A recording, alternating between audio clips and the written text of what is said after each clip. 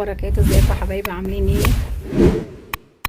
وقبل ما نبتدي هنسمي ونصلي بسم الله والصلاه والسلام على رسول الله. مقاديرنا في التشيكن وينجز. عندي حضراتكم كيلو اجنحه، انا مقطعاه نصين، مقطعه الجناح نصين كده وغسلته كويس قوي بالملح والخل والليمون زي ما انتم شايفين معايا. عندي كوبايه ميه دافيه، انا ما بستخدمهاش كلها طبعا، باخد على قد على قد احتياجاتي. عندي كوبايه دقيق، عندي هنا شطه حمراء، التوابل بتاعتي شطه حمراء، كركم، كاري، ملح، بصل بودر، توم بودر، فلفل اسمر. اول حاجه بنزل بالدقيق بتاعي، احط كل المكونات بتاعتي كده وبقلبهم الاول كويس. خلي الخلطه بتاعتي دي كلها مع الدقيق. على فكره انا زودت ميه، كنت فاكره ان الميه مش هتكفي معايا، مش هتاخد كوبايه الدقيق، مش هتاخد كوبايه الميه، بس طبعا طلعت بتاخد. الدقيق ده بيشرب ميه اكتر، لان الدقيق ده انواع، عندك في دقيق بيشرب ميه، دقيق ما بيشربش. ده حبايبي القوام اللي انا عايزاه.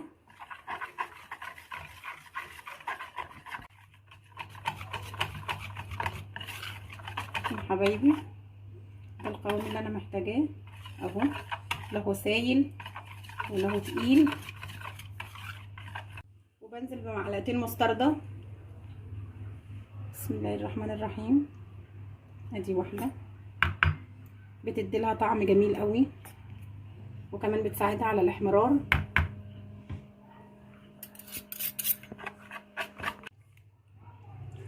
بقلبها كلها كده كويس عشان تتشرب، وبسيبها من 2 ل3 ساعات، وبرجع بعد 3 ساعات بعمل لها خلطه كمان واطلعها فيها وانزلها في الزيت. هقول لكم هعملها ازاي، هنشوف مع بعضنا هنعملها ازاي.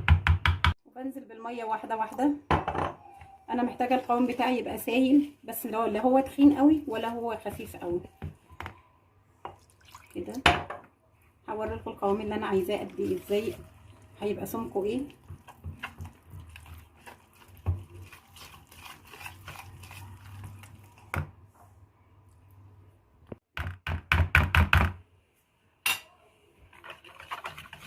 شايفين المستردة لونت معايا ازاي؟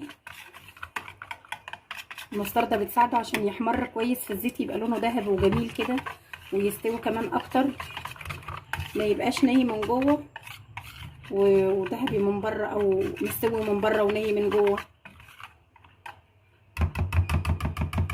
وهنزل بالاجنحه بتاعتي بسم الله كلها كده في الميه، في المعجون بتاعي اللي انا عملته دوت.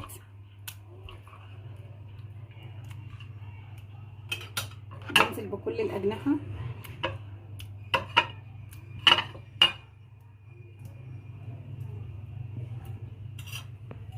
ملح،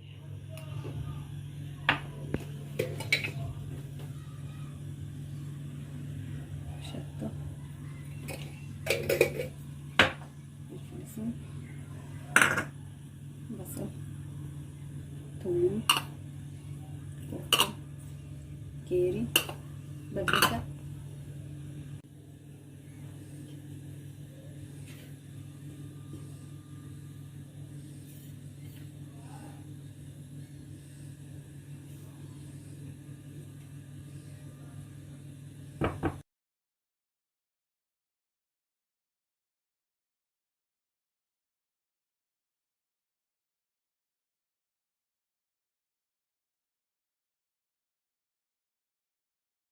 شوفوا يا حبايبي، انا بطلعها من المعجون وبدخلها في الدقيق والفها في الدقيق كده 4 وحدات 5 وحدات، مش اكتر من كده، عشان ياخد التمويجه بتاعتي اللي انا عايزاها، اللي هي بتاعت كنتاكي.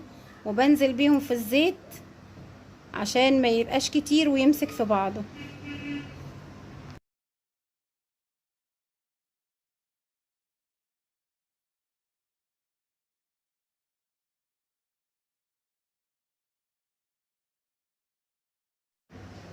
شايفين انا هرج الطبق ازاي دلوقتي، وارج الاجنحه جوه في قلب الدقيق. انا بموجه، بعمل لها التمويجه اللي قلت لكم عليها، اللي هي سر قرمشه كنتاكي. بحط بس 3 4 5 مش كتير، وانزل في الزيت على زيت سخن على نار عاليه، وبعدين بوطي وعشان يهدى وياخد سواه، لانه ني مش مسلوق. ياخد سواه في وقته المحدد، وياخد سواه ايه يبقى كويس ومستوي من جوه مبقاش ني.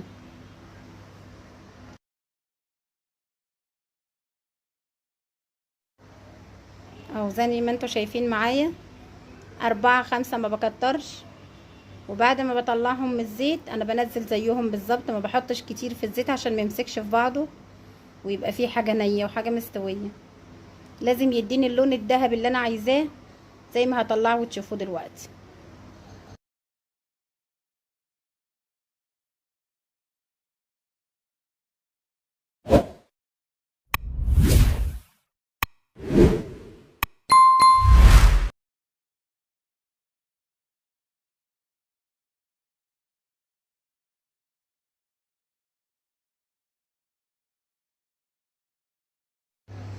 انا دلوقتي غمست في ال5 او 4 كمان زيهم في الدقيق، وبسيبهم شويه اعمل لهم التمويجه اللي اتفقنا عليها، واقلبهم كويس بالشوكه كده زي ما انتوا شايفين معايا، على ما التاني يستوي على النار وياخد وقته.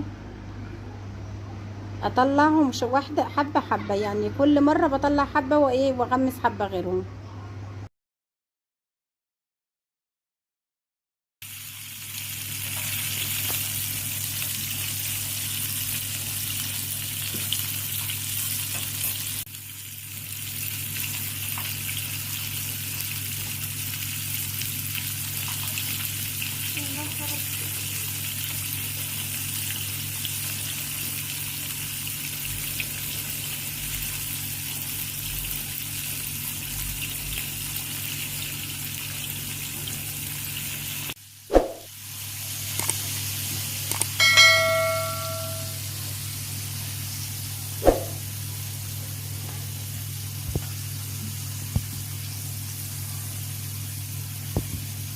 اهو شايفين معايا ده اللون الذهبي المتحمر اللي انا بكلمكم عليه. كده اتحمرت من بره ومن جوه، شوفوا عامله ازاي، شوفوا جميله ازاي، مستويه من جوه ازاي، ما فيهاش اي دموع، مش مدممه، ما فيهاش عروق، ما فيهاش اي حاجه، مستويه بسم الله ما شاء الله.